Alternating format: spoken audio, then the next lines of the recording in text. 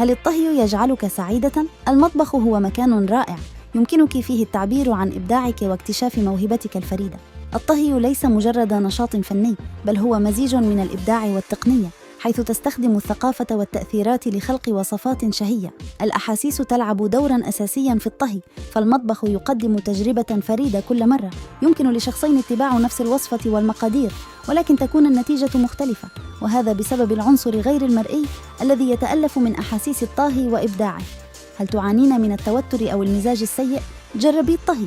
الخبز على سبيل المثال له قوة سحرية تجعلك تشعر بالسيطرة على التفاصيل. فقط خبز كعكة لمدة قصيرة يمكن أن يكون تحدياً ممتعاً. التجربة الإيجابية في المطبخ يمكن أن تساعدك على التغلب على التوتر وتحسين مزاجك.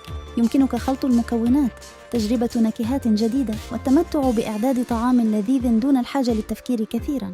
الطهي لغة حب خاصة للكثيرين، ويمكن أن يكون وسيلة رائعة للتعبير عن المشاعر وتقديم السعادة للأحباء. اختبري وصفات جديدة وشاركي اللحظات الممتعة مع عائلتك.